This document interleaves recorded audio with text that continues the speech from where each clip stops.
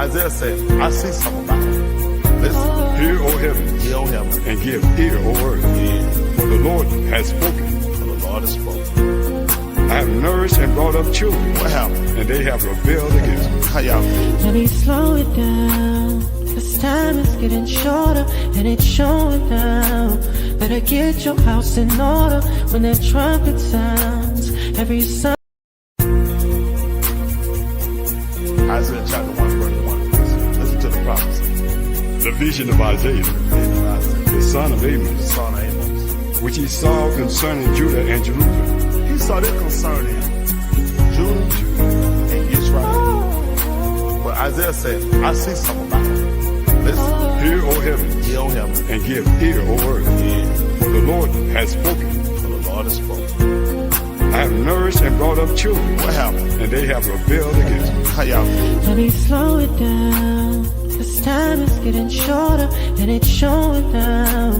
Better get your house in order when that trumpet sounds. Every song. Isaiah chapter 1, verse 1. Listen to the prophecy. The vision of Isaiah, the son of The Amos, son of Amos. which he saw concerning Judah and Jerusalem. He saw that concerning Judah and Israel. But Isaiah said, I see something about it. Listen, Hear, O heavens, hear, O heaven, and give ear, O earth.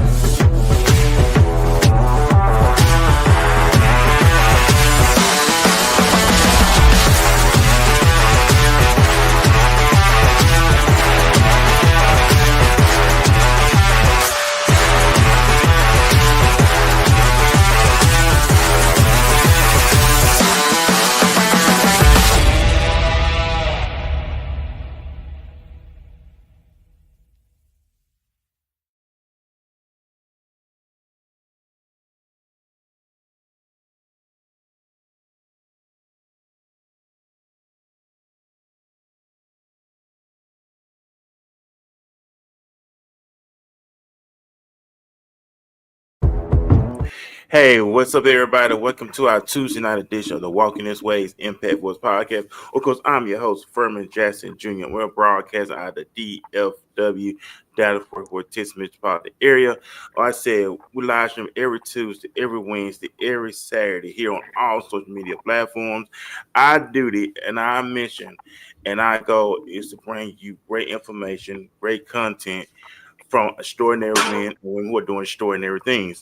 And we have a guest that's doing extraordinary things and stuff in the DFW. Before we go further on, I want to introduce my lovely co-host, the Kingdom Chick herself, Miss Nancy C. out of Miami, Florida. Nancy, what's going on? How was your Tuesday? Awesome. Great day. It started raining at the end, but it was an amazing day. When at the end of the day, we know it's amazing. First of all, we got to get all credit and all glory and all praise to the Most High, because it's Him that we are here. He's the reason why we are here. Yes. That we come live every week. And most said, like Trippy said, 2 or 3 are gathered in His name, He shall be in the midst. And that's what we want to do. We want to bring forth His glory, usher in His presence. That what we said tonight will resonate with the listener, will resonate those who's watching us, and will listen on in the near future. But no further ado, my guest, she's a strong advocate for the teens. She worked within the youth. She's very, very consistent in the work that she does. Every time I see her, she's always rooted and grounded in the purpose and doing things that she know that God called her to do. She's one of the ones who are giving back to the community, and this is something that she very, very wanted to talk about. And the title of the episode is called "What Happened to the Village." But no further ado, my guest, go ahead and introduce herself. She's an amazing woman, a woman of integrity, a woman of character. I love her spirit. I just love everything about this woman, the way she represents. You never see anything else besides greatness. And I got to give respect to greatness.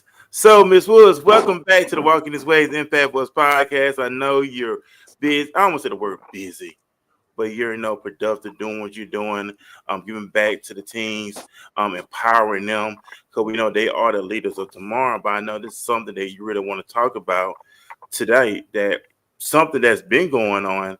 I know we in the well, hear me out there. We see it, but we don't see. But we know that it's something that's grooming there. We know something is coming out that we have to put a hold to it. But I want you to go ahead and introduce yourself. Like I said, thank you again for coming on here, taking time of your productive schedule. What's been going on? I know you've been doing a lot of great things. Yes. So hey, welcome back. Thank you for coming on. Thank you, Furman, for that very robust introduction. So again, it's always a pleasure to come on your platform and for you just to be able to give me an opportunity once again to talk about the things that we're going to talk about tonight. So I am Lontage Woods, a proud Louisiana native, veteran educator and youth advocate, as well as the founder and CEO of New Focus Family and Youth Consultant and a nonprofit called the Torch Teams Program, which stands for Tackling Opposition with Resilience, Character, and Heart. And like I said, I know you've been doing this for a very, very long time. This is something you didn't just start. You've been doing it for a very, very long time. Right. Half a generation that you've been doing this. And we know we see a lot, from our generation to today. We see that it's chaos. In the age of social media, we're seeing our young people exposed to a lot of things, not just in social media, but in the home as well, picking up different behaviors, the mindset. I remember the other day when I was riding down the street and when I rode past a school, I'm seeing kids wearing pajama pants to school. Like it's a fashion thing. We know that wouldn't even never heard of, but it's going on. And I know you are in that field. How is it now compared to then with it is today? Because I know it's a whole nother arena, and I know it takes very special individuals yourself to be in the trenches like this. Yes. Well, the reason why I wanted to name the topic "What Happened to the Village" is basically based on what you just said. Seeing the shift of young people that don't have the guidance and the support, and they're kind of left to wing it on their own, whether it's their dress, their behavior, just their overall mindset. And being an educator and just seeing so much over the past 25 years, I started off in preschool. Now I'm at the end of my career. I'm at a high school. And it's like a totally different, not just generation, but just the mindset of the families, of the community, of the lack of support. And pretty much they're left to their own devices to kind of, as you said, no one's telling them that you're not supposed to leave out of the house with pajamas on. But at the same time, the school system is just wanting students to be there. So it's kind of like come as you are. And that structure and those parameters aren't there. So again, they're left to kind of do it on their own. And that's why that village that I was raised in and a lot of people from my generation was raised in was so important, because you had support from every side. And unfortunately, we just don't see that now for different reasons. But we have to bring it to the forefront because our young people are struggling and they need support, they need guidance, and they need all hands on deck approach to help them get to the next level and to stay out of the juvenile justice systems, to stay out of the mental health hospitals, to not be dropouts, to be career and college ready or military ready when they walk across that graduation stage. And that's what we try to do with my organizations and all the different people that I collaborate with throughout the country. And like I said, I know you've been doing this for a long time, and I know this is something that's very, very, very dear to you. And like I said, to the times we in, the like you said, the mindset. I just believe, a teacher, parent, they should be married when it comes. Not should be married when it comes to their children. Not to get married to become the children. We're gonna deal with the children education, and dealing with the upbringing, the communication. Because we see it now where if you say something to a child, the backlash you get from it. Right. You see the attitude, you see the mindset. If you say something to the child, then the child tells the parent wants to come up there and wants to get physically altercation with the teacher. As the times has completely changed, where it's like, whoa, it's like I got my hands backed up against the wall. It's like, what I'm supposed to do now? If I do this, the repercussions behind it. You see what I'm saying? Help me out. Help me make it sense to me. Well, you're absolutely right. But I want to go back to what you said about if you tell a child something now, the backlash that you get. When you talk about the village, it first of all started with a rapport and a love and accountability.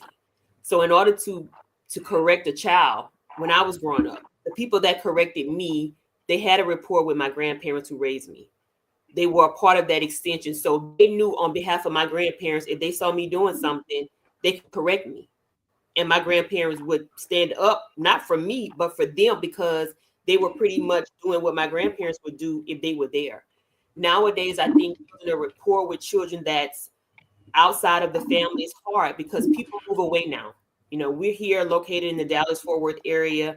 There's a lot of people that are from all over the country. They don't have family. They don't have people that is support to help them raise their children. So pretty much the village geographically has shifted because people are not staying local around their family and their friends and people they can trust with their children. And that's not to say you can't relocate somewhere and you can build a village there. But that's one of the first things I've noticed, even when I was in Louisiana. You know, there were children and families that came from different areas and their parents really didn't have anybody. So other than the school, that was, as you said, that marriage, that was that alignment that was there. But again, a lot of people aren't trusting the educational system now for different reasons. So Yeah, it's strong as it used to be because of those doubts and those mistrust areas as well.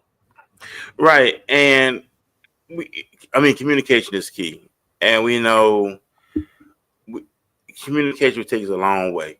And it's like knowing we talk about, knowing we do this is where we at, this is where we go. And I know, especially when it comes to the household, the parents, there's more shift on. Oh, I gotta get this bag. I gotta get this bag. Mm-hmm. But now we leaving the children to fend for themselves. They're practically raising themselves. Right. And we know that YouTube is raising them, Instagram is raising them, Facebook is raising them, Snapchat is raising them. So now they're picking up these different influences. Now it's like, okay, now we got to break these habits. You know, and I know we got some great kids out there. You speak to these kids one-on-one, very gifted, very talented, but they're practically raising themselves now and being influenced by their peers, you know, want to be accepted, want to be loved. And when a lot of them looking for that love, but they're looking for the wrong places, it's like the conversation we used to have. It's certain conversations we didn't talk about. And I thank God for our parents. I know they did the best they could. But it's some things that were passed on to them that they passed on from their parents. But our parents were protecting us from the things that's going on today. You know, they talked about what happened if you had premarital sex. They talked about the consequences behind that. They talked about, preparing to go to work, things like that. But now it's like our children, help me if I'm wrong, it's like they don't have that, okay, what I want to do with my life, where I'm going, where I'm heading. They think, I'm going to be young forever, but they're living reckless. They are being introduced to drugs, premarital sex, want to experience with different lifestyle patterns, things that we was never accustomed to compared to today. It's like it's wide open. And I know you're in this arena. As you being in the arena, how do you maintain the outcome that's really going on? Yes. But Furman, you touched on so many different things, but I want to go back to one key point that you made and kind of bring it all together. So back in the day, people used to tell children to stay in a child's place. You talked about how certain conversations we weren't privy to hear. You didn't sit around when grown folks were talking. You had to make sure that you was in a separate area. Now, people talk in the car on their Bluetooth, they're on their cell phones, even if it's a 2 or 3 year old and you think they're not listening to the conversation, they're taking all this in. Couple that with being raised by an iPad, being entertained for hours by something other than a conversation, an interpersonal conversation. Most people are not, and this is not to drag parents, but a lot of kids are always saying, teenagers that we work with, no one gives them a voice. Nobody listens to me. You talked about people trying to get the bag. This is also the generation where a lot of parents say they want their kids to have what they didn't have, but they're talking about material things. And I'm not knocking material things, but you're not giving the children what they really need. Again, interpersonal relationship, conversation, attention. And if they don't seek it, you work in the correctional field. What are they going to go out and do? Get acceptance, somewhere doing the else. wrong thing with the wrong people. Kingdom Chick, you out there in Miami. We know Miami is a beautiful city, but just like a lot of urban cities, there's a high crime rate, particularly with juveniles. Yep. You have the smash and grabs, you have the carjackings. You know, I've been doing a lot of studies with juvenile delinquencies lately, and since 21, which is right after COVID, over 500,000 young people have entered the juvenile justice system. Many of them, unfortunately, will transfer into the adult correctional system. And we're talking about for some pretty serious and violent crimes. Mm-hmm. Because as you said, they're left to kind of fend for themselves and figure it out. And the way they're figuring it out is not in a positive way. So that's why the question is so important. What happened to the village? Yeah, You know. especially I'm on, and I'm not being racist, but the main tag has been on the Black and brown community. Definitely. And we see more blacks, more blacks, more Hispanics, males Black and Hispanic communities are being are affected. being they are being affected. They being more incarcerated. It's like I know we have some great teachers in the school system. They only can do as much as they can. Right, But but now, it starts at home. right, If we and don't they have got role models in the household, what can the teacher do? The teacher only has them for a couple hours. Agreed. and then you got to realize it's babies having babies. I'm not making excuses, but it's babies having babies. Because most of these parents now are young, and they only pass on what they would pass on to them. So it's like they want to be the children's friend. My parents were never my friend. I don't know where we got that mentality from, that mindset from. Mm-hmm. Your parent was your parent. If you said all that, they even not calling their parents by their first name. That was never, man. You call your parent, man. I call my mom and dad by their first name. I get punched in the mouth. But my parent was a parent. I'm just saying, but they call their parent by their first name. And like you said, Miss Wood, they having these conversations in front of these kids. Conversation they should be having. Where if they're not with their significant other no more, they bash their father in front of them. So they hearing all these things, and it's like stuck between two opinions, I say. But it's rough. I believe it's really, really rough for our kids. But bringing them back that village, you know what I'm saying? Bringing forth the resources, bringing forth the wisdom, knowledge, and understanding. Even the scriptures tell with all I get and get a good understanding and bring that back, because I sure need it. And I know we had your teens on the show. Like you said, the biggest thing is not hearing them. You know, they're crying out for help. And if you're fussing at them when they ask the question, they're going to shut down at home. So they're going to start getting these answers from people they shouldn't be getting these answers from. And they start getting into these different activities, the gang culture, crime activity. And then you were like, my baby. And I see this all the time. I work in the correctional center. I see it all the time. I'm seeing young men, 17 years old, looking at 40, 50, 90 years in prison, destroying a generation. So these young men, mostly young men, because not the women, most of the young men, they would never get a chance to experience life. They would never get a chance to experience fatherhood. They would never get a chance to be a husband. They would never get a chance to be a productive citizen, because they're incarcerated. And if they do get out, they being so into life mentally, they ain't gonna know what to do. 17, they get out when they 50 some years old. They ain't gonna know what to do. What's gonna end up happening? They're gonna end up going right back into the system. Because why? Because they've been so in the system for so long, they don't know what they call it. It's a free vicious world. cycle. They go in, they come out, they go right back to the same cycle, and they go right back in. Yeah. I want to touch on something that Kingdom Chick said. She talked about how, and this is not in defense of educators, but the foundation is definitely the home. Children are at school 7-8 hours a day. So you're looking at 40 hours a week. Take out the holidays in the summer. Most of their time is being spent at home. we take for granted that every child is going to a loving home, to a home that is nurturing. There's some kids, they dread the weekend. I worked in elementary, I worked in middle school, and even some high schoolers. School is their safe haven because, again, they're accepted there. They have someone listening to them there. They're getting a meal, a hot meal there. So the foundation has to be at home, and that's why the village has to start. It has to start within the community. It has to start within the families, within the neighborhoods. School is an extension of that. Mhm. It shouldn't be the first result because, again, resort, because, again, the primary purpose of school is to educate academically, but also socially. But where do you get your foundation from? It's supposed to be at home. It's supposed to be through that nurturing of your parents or your grandparents and aunts and uncles and community people that can be trusted.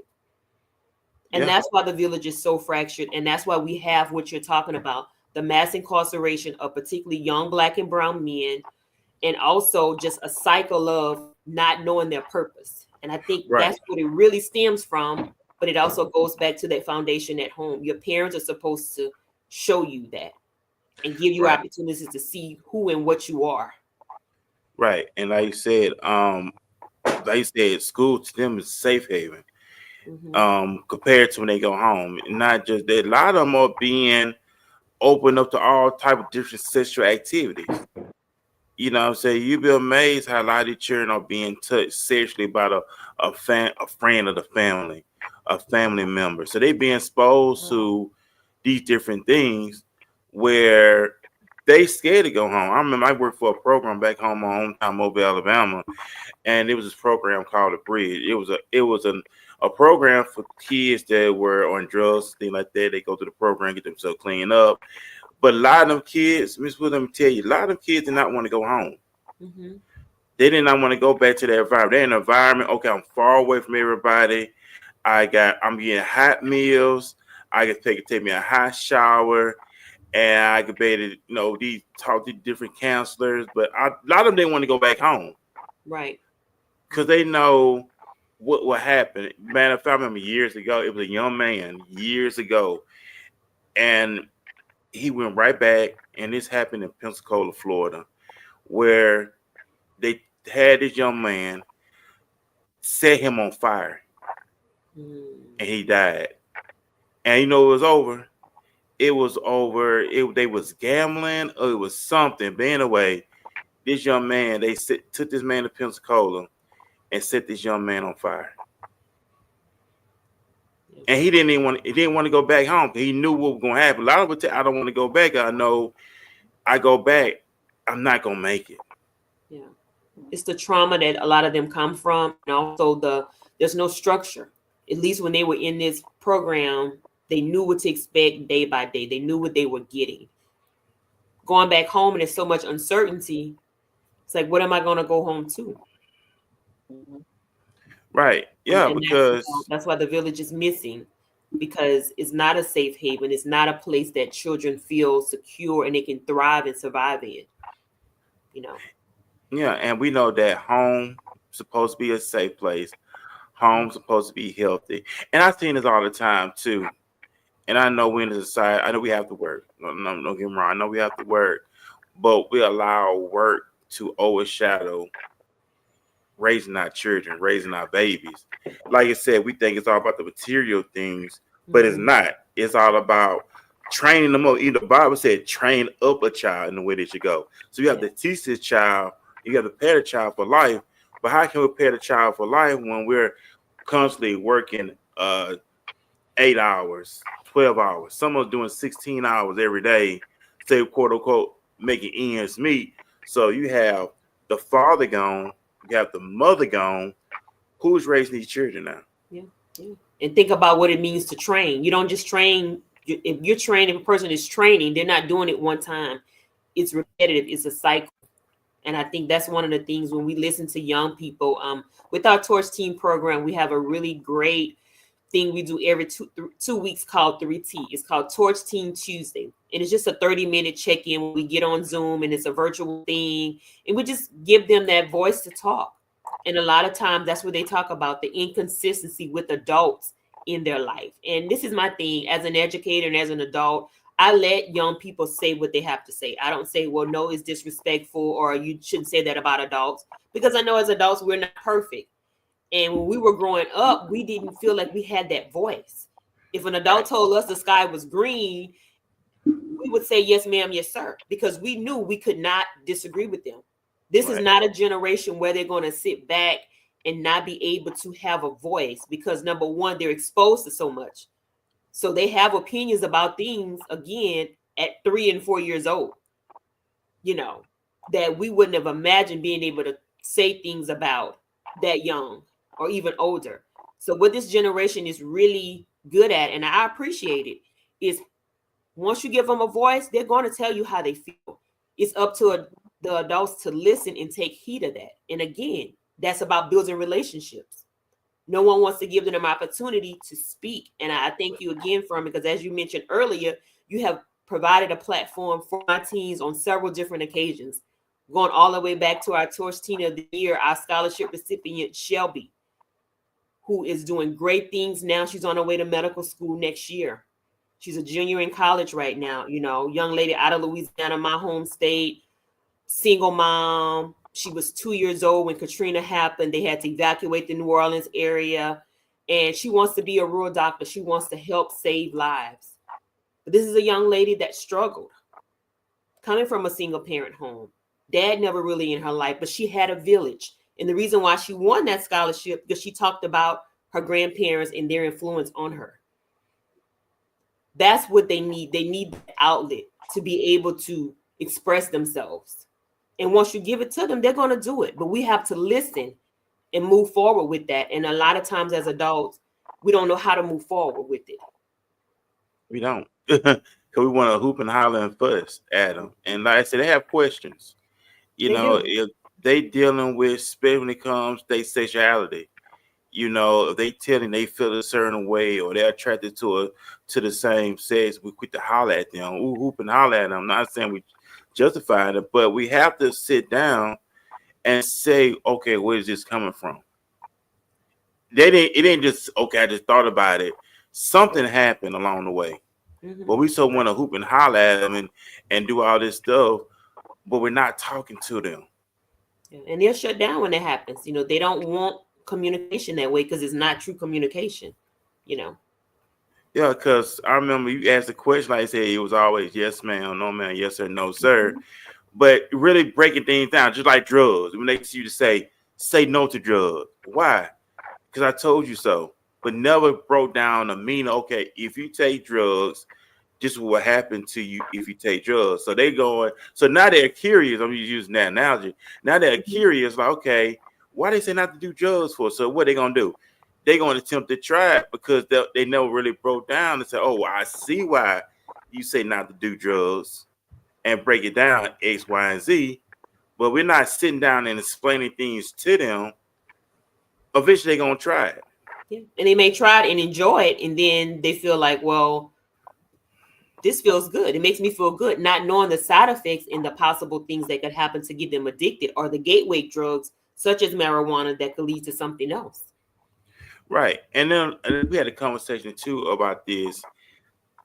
Our young people are losing their mind. When I say losing their mind, we have some who are dealing with jealousy. Mm-hmm. Does that make sense? Because a lot of our kids they are not doing drugs. I remember years ago, it was a young man. He was a star football player in my hometown. He went to a party.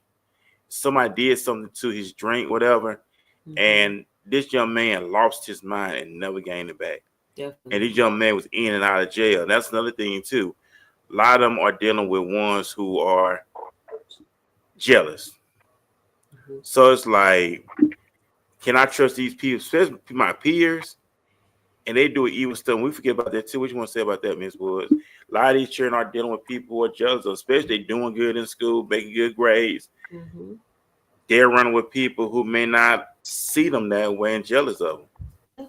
Well, you hit the nail on the head. And once again, what happened to the village? People are not paying attention to who their children are associating with. when we was growing up, we didn't get dropped off at the mall. We didn't get dropped off anywhere just to meet people that we met on social media, because of course there was no social media. Now young people are getting on social media. They're making dummy accounts.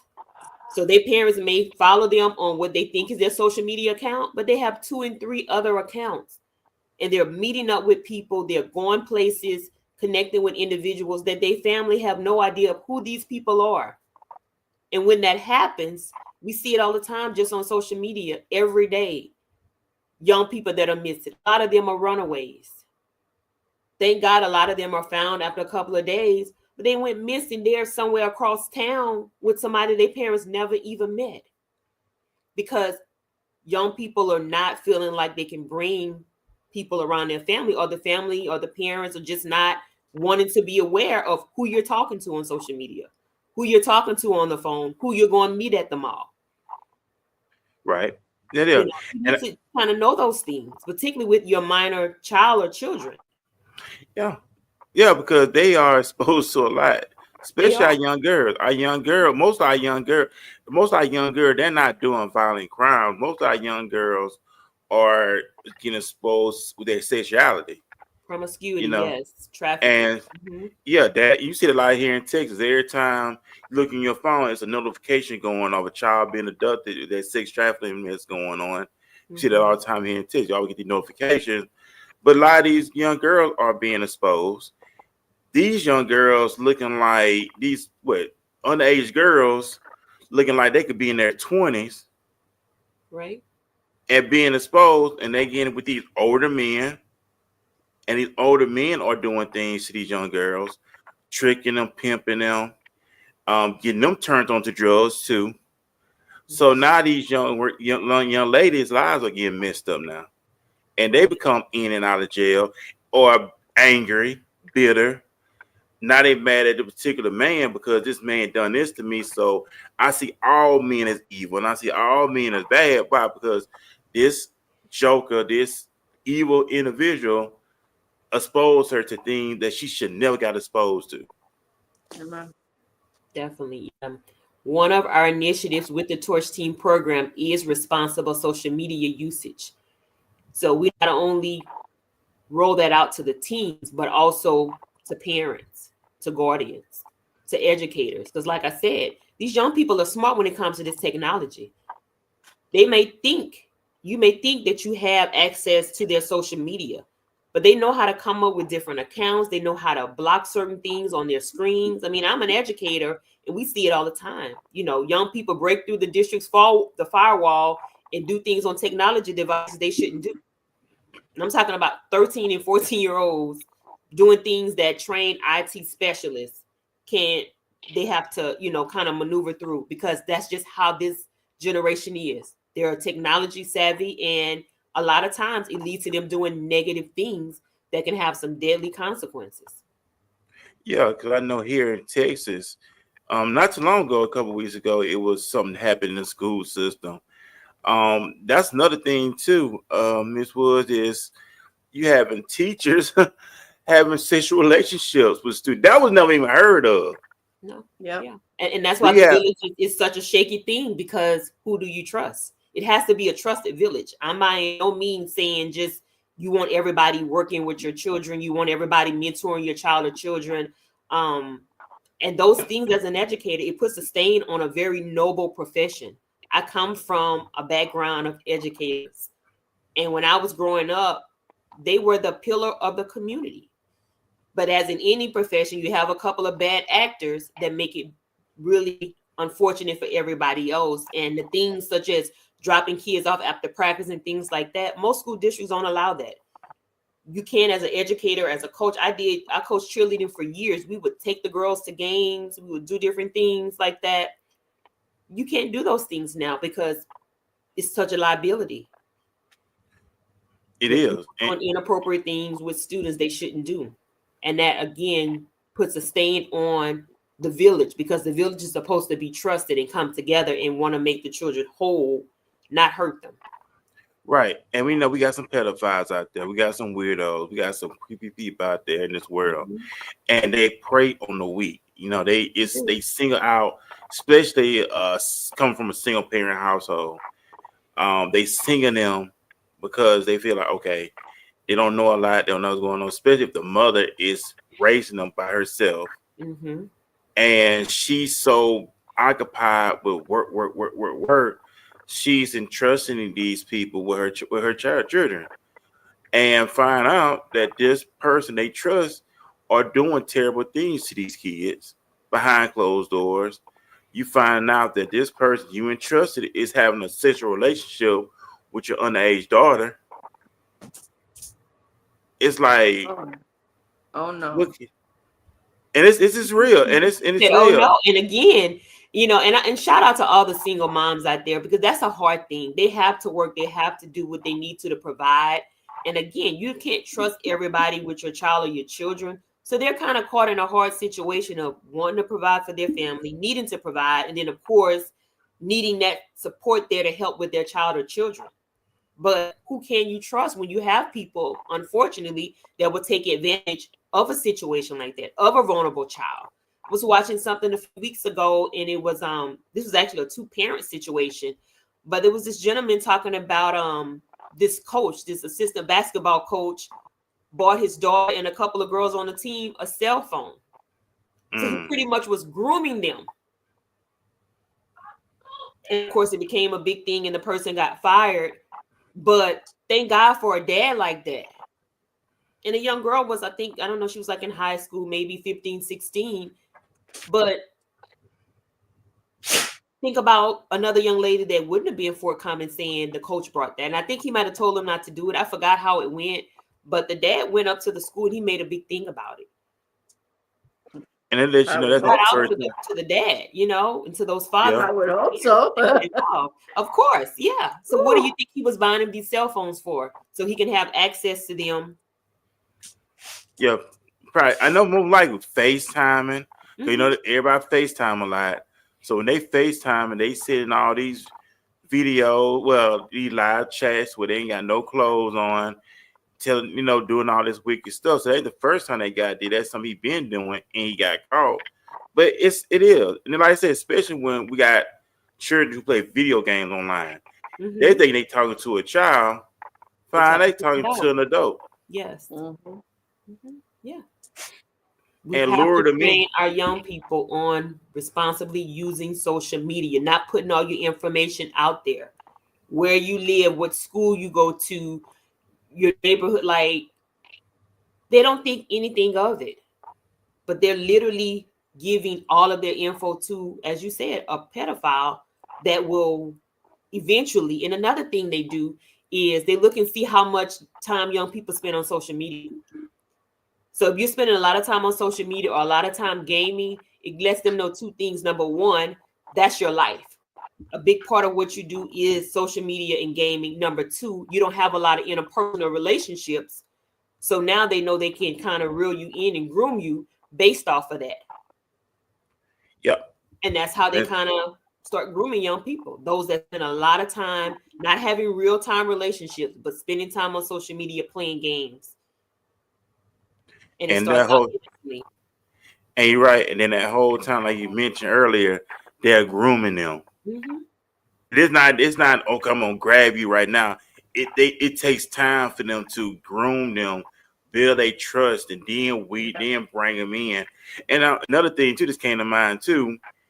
You can't even trust people within the religious circle. I'm sorry, because you have people in the religious world, church world, who are doing these things as well. Yes, they are. That's why the question is, what happened to the village? The community, families, education, religious sects. But we're letting our children down. And we got to get. I say this too. It's a different when you're planning on having children, and it's a bit different when you don't plan. A lot of them, if I'm wrong, hit me if I'm wrong.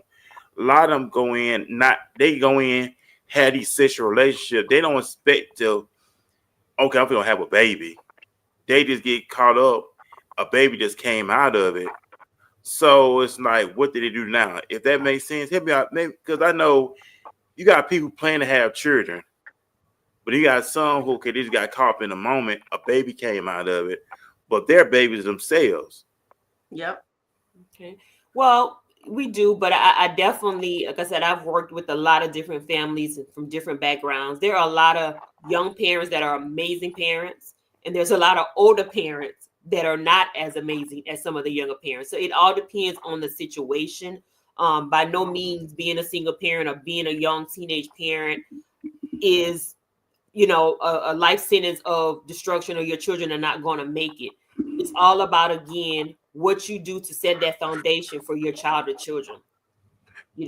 There's a lot of young parents that started out and they've made a great life for themselves, and they were able to take that mistake or that unplanned situation and use it to want their child or children to be better. So kudos to them. But again, there's people that may have been in a committed or a marital relationship and had children, and they're not as committed to their children as someone that was young and single. So it's all about each individual situation and the support that they have. Because when you think about young people having children, those grandparents be upset at first, but then after a while, they're just so amazing, and they're such a big, kingdom chicken smiling. That's, my grandparents were like that, and kudos to them, and kudos, to my actual parents. But I thank God for them, for their nurturing, for their wisdom, for them just taking me in and raising me from like 3 days old. When I came back from the hospital, they were there taking care of me. So it just all depends on the situation, Furman. And again, the mindset that this is a young, impressionable child that we have to grow up to be a good adult. I think what I'm seeing now is that we're forgetting that these children have to leave the nest. And this is a cruel world, unfortunately, that may or may not give them the same love and attention that you've given them at home. You have to teach them survival skills. You have to teach them discernment, as you said, of, is this person really envious of me, or are they my true friend? What does this person want from me? If I'm always the one on the giving end of the relationship, is friendship. They only call me when they need a ride. They only call me when they need such and such. Is this somebody I really want to be around? And young people struggle with those things because everybody wants to be accepted, but accepted under what terms? Right. And like I said, they have to leave the nest one day. Mm-hmm. And parents are supposed to prepare their children for adulthood. They're not going to be children forever. Eventually they're going to get older. You got to train them in the way they should go. Mm-hmm. Going back to it, so they become responsible adults, respectful citizens to society, to where they can have that successful life. And I believe that we can have successful children. I do believe in having successful families. And it, like you said, Ms. Wood, it takes a village. Mm-hmm. It takes us coming together, humble ourselves, get our wisdom from God. That's the most important thing. Because in the scripture tells, if any man lack of wisdom, a lot of households don't raise them up in the ways of the Lord, so they get lost. But you know what? And I see a lot of families from different backgrounds who do excellent things, even though because everybody want to blame society. You have a lot of kids who came from broken homes who are doing great, amazing things in life. They are. You see a son, he may came from a broken home, but he's a faithful husband. He's a great father. Same thing with the young girl. She may came from a broken home, but she's an amazing woman, amazing wife, amazing mother. Mm-hmm. So because I see a lot of kids, they use that as motivation. I remember I heard this preacher say this years ago when I lived back at home, and he was saying, just because I went through this thing in my life, I use that as motivation to make me a better man. Like if you're a son and you see your mom being abused, they take that as motivation. Like, okay, I'm not going to put hands on my wife to hurt her. Mm-hmm. They use that as motivation. I'm going to be a better husband. I'm going to be a better man. I'm not going to physically hurt my wife. So a lot of them, they use that as motivation. Like, even though I may came from this is not going to dictate my purpose in life. What y'all want to say about that? Yeah, the generational curse stops here. Definitely, yeah. It has to stop somewhere. And I love the fact that you said, Furman, that young people can come from situations where they see abuse, see a lot of negativity, and they have that mindset. Again, I want to deviate from that. But sometimes, unfortunately, you have situations where that's all they know and that's what's modeled for them. And as she said, they can't break that cycle because that's all they see. And that's why we have to expose our young people to so many different things other than what's within the circumference of their neighborhood. When I worked in Louisiana, I worked in a town called Lafayette, Louisiana. Shout out to Cajun County, Cajun Country. And there was kids that never left their neighborhood. The school was not too far from their house, so they walked to school. They had never been to Baton Rouge, which is like an hour and a half away. And we went on a field trip, and it was like taking them to Miami because their family didn't have cars. Everywhere they went, to the stores, different places they went, they either rode the bus or they walked. So just going an hour and a half away from Lafayette to Baton Rouge, Louisiana was like literally going to Disney, going to Miami, because they wasn't exposed to anything. And we have to expose them to something other than what they're used to every day. Because if not, they're going to think this is all I can do. This is all I can be. And that starts with, again, you see a lot of celebrities, a lot of different people having camps, having different things. But everyday people can do things to take kids, take them out of the suburb, out of the urban area, take them camping, let them see nature. Let them see the beauty of the trees and flowers and things like that. Take them to the beach. Because I remember when I was in school and we used to do field trips. I remember in kindergarten, they take you to the farm, but they take you different places. They would teach you a lot of things. But that was just it. They were just getting you, once you see it's more to life than just your neighborhood, especially our inner kids, especially our black and brown kids. Not to be racist, and I'm not putting down any of the race, but I know it's the black and brown, the blacks, Hispanics are being more targeted. A lot of them do come from the inner cities, and I see this all the time too. A lot of them, they go to jail, be incarcerated, and they're going right back to their environment. Because like you said, that's all they know. They was never exposed to different parts of the city. They were never exposed to different areas and different cultures and stuff. It's like, oh man, like I can have all this, but if nobody's not, hey, I'm gonna show you a better way of living. I'm gonna show you a better lifestyle.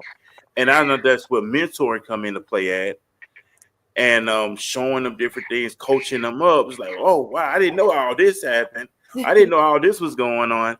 I gotta give big shout out to Deion Sanders for the work that he's doing, coaching our young men, and he preparing them for life, not just for football, but life after football. And I'm glad we have men like him, we have women like you who are preparing each other. And they parents play a role too, but it's like you and many others that the church always gonna remember the wisdom you pass on to them.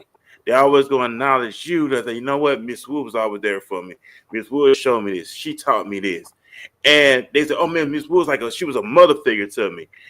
We see a lot of that too. And we see a lot of these kids gravitating to other figures as yourself because they remember the things you shared with them. They remember the things you taught them, prepare them for life, if that makes it. Not knocking our parents, because parents are doing a part. But it's like mostly our young people always going to acknowledge the ones who was there with them in the trenches since day one. Okay.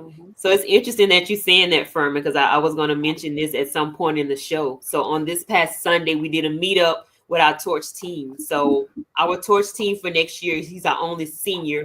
Do you remember Wyatt that came on the Yeah. Twice. So I was telling him, like, next year is all about, you're going to have to carry the program and everything.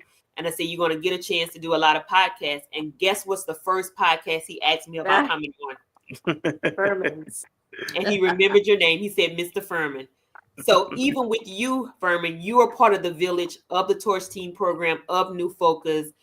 I've been on your show several times with teams, with my team from Louisiana, my team from Texas.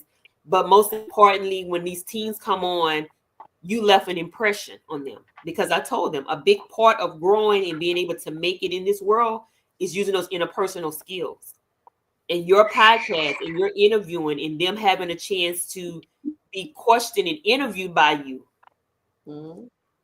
And that's what Wyatt asked me. And he may have a chance to come on before the end of the year. So I would love for him and our two seniors to come on. who's vying for Torch Teen of the Year and vying for the $1,000 scholarship. Deja Hodges, she just got accepted into like her 10th mechanical engineering school. She's a big STEM person. And then also Daniel Kim, who got accepted to his top school, UT Austin. They're doing some amazing things. But Wyatt asked that question, and he remembered the name. And you remember Wyatt, right? I remember while I said, big shout out to Wyatt. If he's watching, Yeah. big shout out to him. Love to have him on. Love to see what he's going on with. You know what? I love the transformation. I just love what you're doing with these kids. For you taking time out your production, and I give you your flowers. I give them to you now. I'll give you your roses. Same to you, King. Same to you. So For yeah, what you're doing. Mm-hmm. And it's special. And I know you've been doing it for a very long time. And I say this on the show too. Your purpose keeps you active. Your purpose keeps you useful. And I know by you operating your purpose, it keeps you going. It keeps you useful. Like you get all this energy from.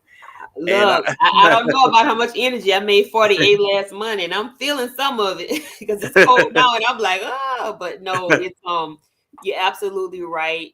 My purpose or anyone's purpose should be your why, you know, through the ups and downs and the ebbs and flows of life. And you always tell me that I'm consistent.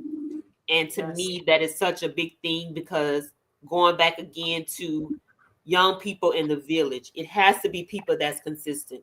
You talked about the program again, these young men were at, they knew what to expect day by day. They knew who was going to be there, the counselors, all the different staff. You have to have consistent people. And with our Torch Team program, we have a Louisiana team, we have a Texas team. We don't do a lot of events. We collaborate with a lot of people, but people always ask me, like, how do I participate? How do I join? And it's not that I don't trust people and I don't want the help, but I want people that's going to be consistent. I don't want volunteers. I don't want people that's in and out because you have to build a rapport with these teams. And the meetup that we had on Sunday, myself, shout out to our teen life director, Mr. Derek Durden of Derek Durden LLC, as well as our teen advisory director, Naraya McCrae. We were there and we're like the three staple people working with these young people. And again, it has to be that consistency. They need to know who's going to show up. Not this person may, that person may. And that's what our young people need. They need that consistency. They need to know, okay, we're going on a podcast. There's a lot of podcasts out there, but are we going on Mr. Furman's podcast? Because Mr. Furman has been consistent and he still has a platform. Again, we came on the first podcast with Shelby. That was in 23. That was 2 years ago. But time flies. Last year, it was our Torch Teen of the Year, Mr. Keyshawn Doty, who's doing amazing things in Kansas on a full football scholarship. And you know what? Them are the ones who need to be showcased the most. They do, because people see so much negativity with young people. They do, because they showing, like you said, so much negativity, but them the ones like the Wise of the world, the Chevys of the world. Them the ones who need to be showcased that, hey, these young people are doing great things, and they're not calling what generational X. I remember growing up. I mean, they said a black man when going to see the age was not going to see the age of 21. We bypassed that because a lot of young men did see age 21. That's how statistics was putting it. But now these young people are not even seeing 21 now. Yeah. Or they're seeing 21, as you stated earlier, with a future that's not very bleak. I mean, that's very bleak. That's not very bright. I remember being somewhere at an event here in the DFW, and it's a gentleman. He's a community activist, been doing it like 30 years. He said 25, 30 years ago, there's a certain section of the Dallas County Jail that used to house hardened criminals, men in their 40s and 50s and 60s that had been in and out of jail, in and out of prison their whole life. He said that same section now, the average age of the people in there is 21. And that's why I thought about that when you said 21. They have the same fate of looking at possibly life or decades in prison. They're not 50 and 60 anymore. They're going in younger with more time. And like you said, not having an opportunity to be a father, to be a husband, to be a productive citizen in society. At 21 years old or younger for some of them. And then they being exposed to different things. Man, if I'm glad you brought that up too, I'm going to go biblical for a moment. Because this actually did happen back then, and it's going to, and it's happening now. I'm going to Exodus chapter 1, verse 16. Exodus chapter 1, verse 16. This was Pharaoh. Pharaoh was getting instructions to the midwives. He was telling the midwives if they have a son, kill it. If it's a daughter, let it live. We see that's going on right now. So he said, when you do the office of a midwife to the Hebrew women and see them upon the stool, if it be a son, then you shall kill him. But if it be a daughter, then she shall live. What do you see now? Women taking over in leadership and males being diminished or pretty much wiped out. Pharaoh did the same thing. He was doing it on the physical level. Just imagine, just on the spiritual level. Even though they may be there physically, but spiritually, mentally, they're gone. Because we see now a lot of, I remember growing up, young boys used to love the work. They would go out, cut grass. They will actually work to say to get what they want. Mm-hmm. Now they don't want to work. I see a lot of them do not want to work. They want everything handed to them. Yep. They want to be on social media and gain some money. And that messed a lot of people up. I'm gonna say a lot of people. That messed individuals up too. Where they will get monetized on social media. They go do all these crazy stuff. Think that's a full-time job. Right. But that's what they got accustomed to. They want to do all these things, but going back to the point, the work ethic, the drive, they don't have that. They don't have that ambition no more. It's like they lack the ambition. They lack the urgency. It's like they see social media. I got to get it now. I got to get it now. The instant gratification. Well, a lot of them, they start turning to selling drugs. They start stealing, you know, all this other crazy stuff. But going back to the point, if you take the young man now, you take the man out the equation, you're leaving a woman by herself. Mm-hmm. And especially if you have daughters, and you see the kind of, and I'm not bashing these guys, but you see what type of males we dealing with. If you have a daughter, like, man, I'm scared because I don't want my daughter to end with this joker right here. Because he don't know who he is. He wants to be her. He wants to be her. So now it's like so we got to go back to that village. Because I remember back in the day, I remember when I had my girlfriend in high school, and I remember I went to her house. It wasn't no such thing going to her bedroom. We sat right there in the living room, wide open. But they didn't play that. You didn't go into her room. Now they letting their boyfriends go into the room. Yeah, and they post it on social media like it's nothing. Again, who's holding them accountable? And they let them spend the night. And the parents are letting these kids spend the night with each other. Yeah. I want to go back to something you mentioned, Furman. You were talking about as a male having a daughter and seeing the lack of quote unquote potential suitors for them. That should inspire young men or men to want to be a mentor. And I don't throw the word mentor out there lightly because everybody want to say they're a mentor, they want to mentor, but want to be an example or be a part of a village to help train young men, because you don't know who your daughter may marry, even if you're not a father yet. Yeah. You don't know. You know, you don't know. It's the village concept isn't just for something directly to impact you as an individual. It's to really put it out there where the whole world or the whole community could be positively impacted, because you just don't know who's going to be connected to who at what time. But you just plant that seed and you just let the rest take place how it's going to take place. And I think, again, this is not to knock anyone, but one of the things that I believe has happened to the village is that people are so self-consumed with their situation, their children, their grandchildren, their niece, their nephews. But think about it. You're investing all this into them. There's kids that don't have anybody invested into them. They're going to go connect with people that don't have anyone, and it's going to ruin them. True.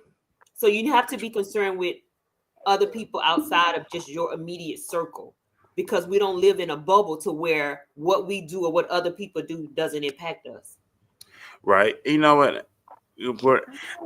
I know we used to have a lot of great shows growing up. You know, you used to have before my time, you had shows that were based on families.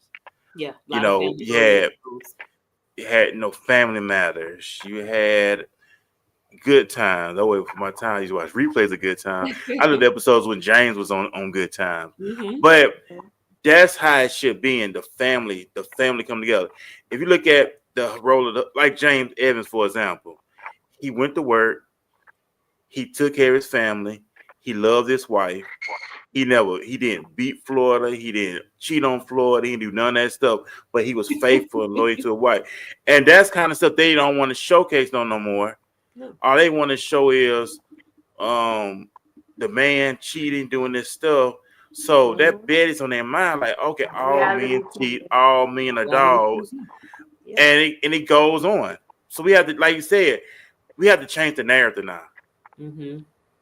Yeah. Like you said, you know, like the name is up. What happened to the village? We have to change the narrative now, and we got to bring that back. First of all, we got to go back to God because He gave us the blueprint on how to set the household up, how to set the family up, and going back to His ways to restore us back to our rightful place. And once we've been restored, like He said when He told Peter, when not to convert it, then strengthen your brethren. When we been fully converted, now we can start strengthening them and bring other guys. I thank God for people like you, Ms. Woods, who are doing this, bringing it back to the forefront, going back to the original landmark, and change these things. Like I said, a lot of the kids you're working with, they're doing great things. They're disciplined. They have strong leadership. They're intelligent. They have integrity. And they're moving on and staying focused on what they know they are meant to do in life. Yeah. And they're building themselves into leaders. We want them to be able to have a positive influence on other young people. It's not just enough for them to be those things for themselves. Show that wherever you go. Keyshawn, I see him post on Instagram all the time. Like I said, he's on the football team. He's posting pictures with different young men and things like that. You know, Keyshawn comes from an amazing, amazing family, an amazing village. You know, his younger sister, Dakayla, is a part of our program. She just won 4x4 at a big track relay at Sha'Carri Richardson Stadium in Dallas. She's doing amazing things. She's college bound. You know, she has a 4.7 GPA, wants to be an attorney. But I've met her friends at different events, and they just have really a good influence on other young people. They're not followers, they're leaders. Are they perfect teams? Of course not. But you can see that the skills that they have, they don't let them be diminished by dimming their light to fit in. They bring people into their light and let them shine. Right. So they're creating their own village among their people. You got them young people. You do have young people who have old souls. You really do. You think they've been here for years, but they only like 15, but they got old soul. You know what I'm saying? So a lot of these kids, I think their peers look at them as parents as well. They'll tell you they more like a parent to me because their friend, they are more knowledgeable, they have more wisdom, they hold them accountable. Because we've seen where they'll tell you, hey, such and such, man, they'll tell me how it is, they hold me accountable. And they're the same age group. Yeah. But they'll say this person's been more of a parent to me than I as a parent, not knocking that. But it's the truth though. Yeah. It's about the mindset. We talked about that earlier, and Kingdom Chick said something. We were talking about the different shows and things. She talked about is reality TV. The reason why reality TV is so popular with all the craziness, all the drama, is because unfortunately, this is what people are seeing in reality in their real lives. So until the narrative of seeing more healthier and more positive things, that's going to be the reality because that's what people watch because what they can identify with that. They can identify with cheating and drama and people fighting and people just being really negative and rude to each other because that's some people's reality and how they live their life. And it's showing young people that this is how relationships supposed to be. Think about your celebrity relationships, how they go back and forth. They don't have a model of anything positive in the home a lot of times, or even in their celebrity that they look up to when it comes to relationship. And they try to model that. Yeah, especially the lyrics they were listening to in these songs. You heard the lyrics of these songs? Yeah. If you said listen to the lyrics of these songs, man, it's like, wow. Yeah. But they don't do they know they'll be listening to? If you said listen to the lyrics to these songs, it's like, wow. And I think people don't catch on to it, but you just got to catch on. Listen to what these lyrics be saying because our children will be vibing to it, and then it gets into their subconscious mind. Yeah. Eventually, they gonna mimic what they heard in the song. They gonna mimic what they seen on television. They will. So that's what I said. But going back to the solution, we have to come together. And I said, I thank God for bringing us together, prepare for a time just like this, to raise that village, to be examples, to the Bible did say be example to the flock, to God's flock. We have to be an example to them. So we have to lead by example. We have to live this lifestyle before them. And that even Jesus said, by their fruits you shall know them. Yeah. Get that spirit discernment in, because you have to be discerning. You got wolves and sheep clothing. Let's not forget that. You do have wolves and sheep clothing, especially to our young ladies. You got guys out there who go say you say these things. Be careful, be cautious of that. Same thing with the fellas. Be careful. You got soothsayers out there.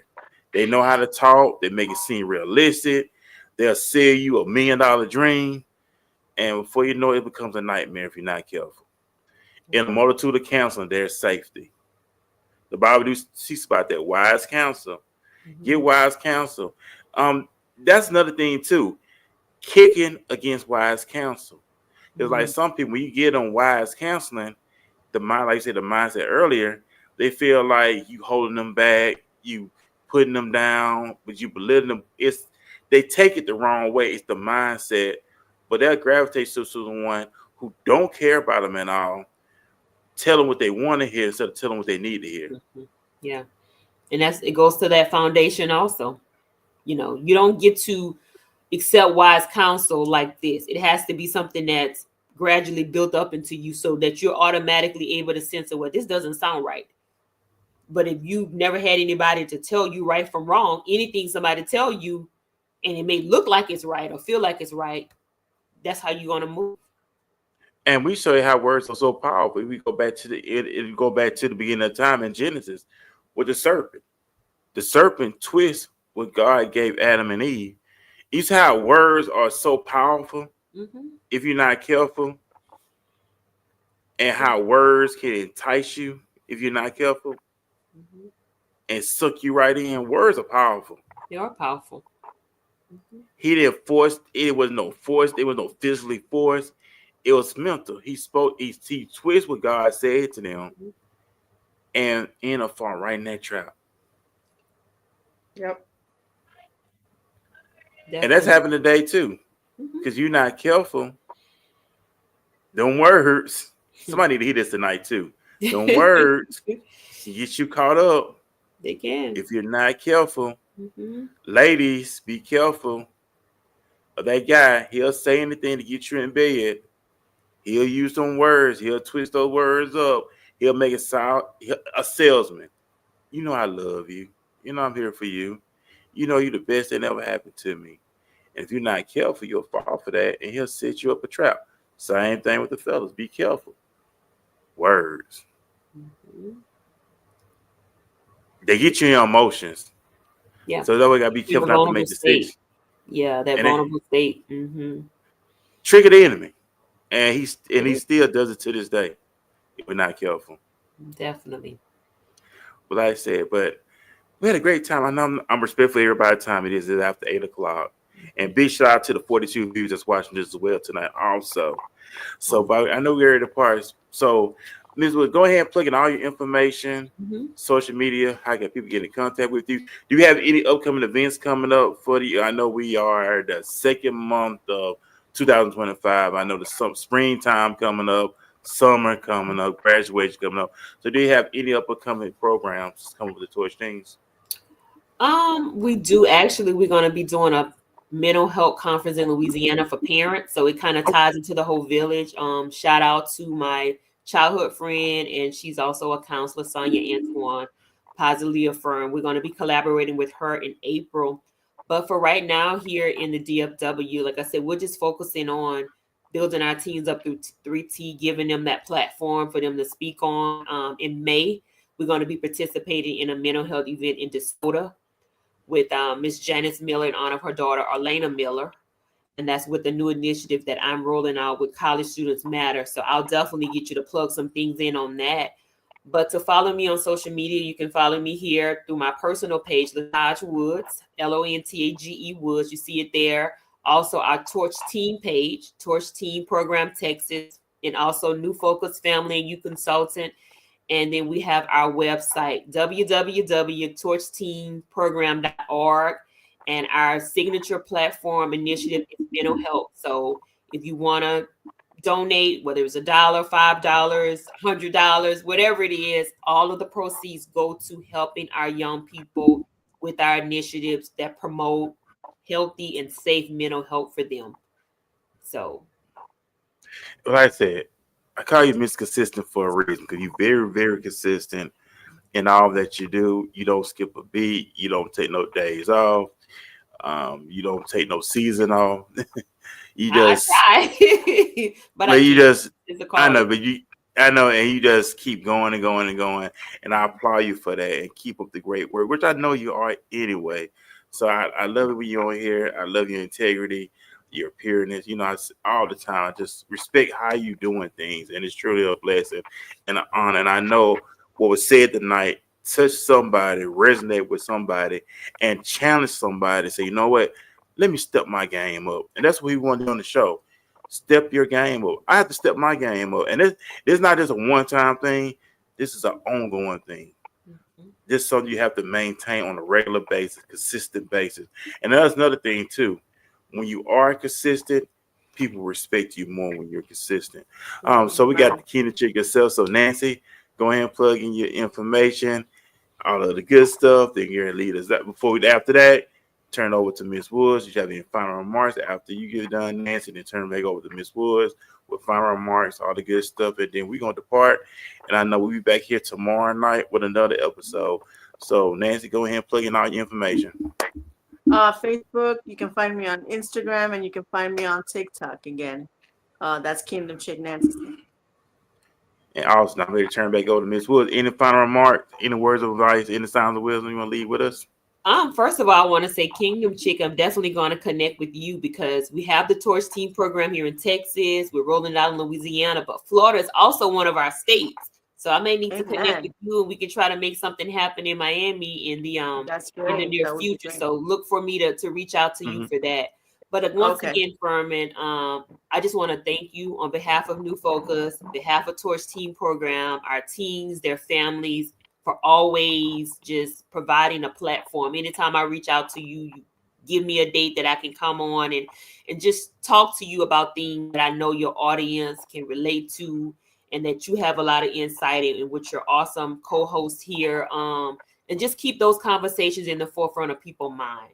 You know, what happened to the village is something that I want people to truly think about, and think about what their part can be to have that question alleviated and really get out here and build a great community for our young people who so deserve it. So thank you again for just sharing your platform and always just being so warm and welcome to allow me or anybody associated with my programs to come on and just, talk about the things we need to.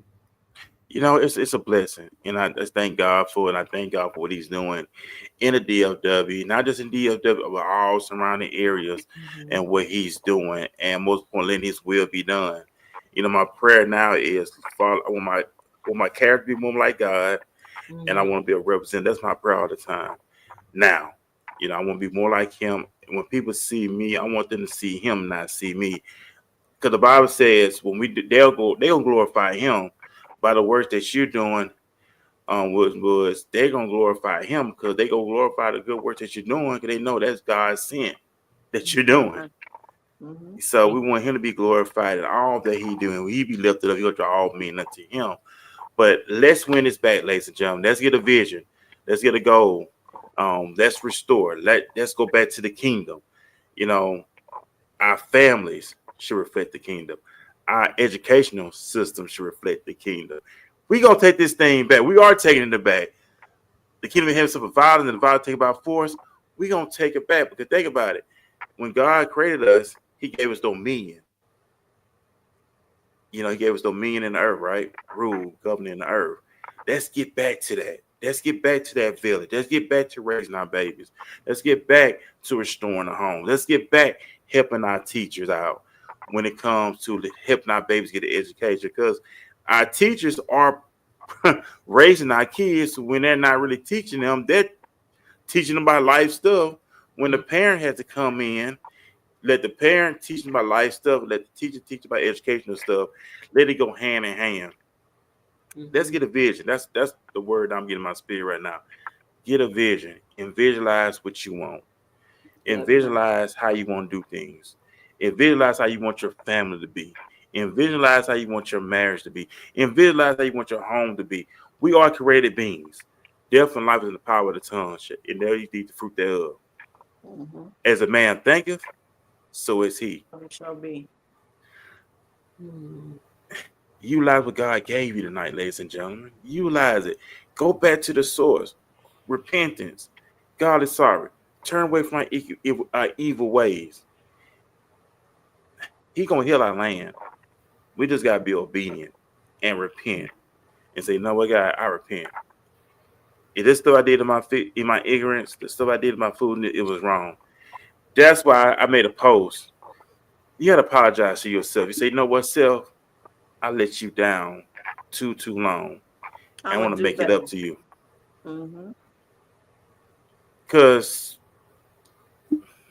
God's good. He's good. He's good. But he will restore the years. The Bible says he will restore the years that the cake won't fill one took it. So God will restore years. Last time I'm very respectful every time. I know me and Nancy will be back tomorrow night here at 7 p.m. Central, 8 p.m. Eastern. Nancy lead us out with salvation. Then after that, we're going to depart. Y'all have a great night. Miss Woods, thank you again. Because I said, I know you got things you have to do as well, so I'm not going to hold you up. Nancy lead us out with salvation. And we're going to depart. And me and you will be back here tomorrow, Lord's willing. Prime time at 7 p.m., 8 p.m. Eastern. That's right. Romans 10:9 says, if you confess with your mouth and believe with your heart that Jesus Christ is Lord, you shall be saved. So right now, just say, dear Lord Jesus, I admit that I'm a sinner. Please forgive me of all of my sins. I believe that you died on the cross and rose on the third day. Today I receive you as my Lord and my Savior. Fill me with your Holy Spirit and lead me for the rest of my days. In Jesus' mighty name, amen. Amen. Again, big shout out to the 51 views tonight. As I look at how many views we got, big shout out to the 51 views. God bless you. And put favorite play in your life as well. So big shout out to 51 views. God bless y'all for tuning in. We're about to get ready to leave. To them, man, have a great night. Be blessed, be prosperous. And me and Nancy will see y'all tomorrow night here on the Walking This Ways Impact Force Podcast. Peace, everybody. Peace.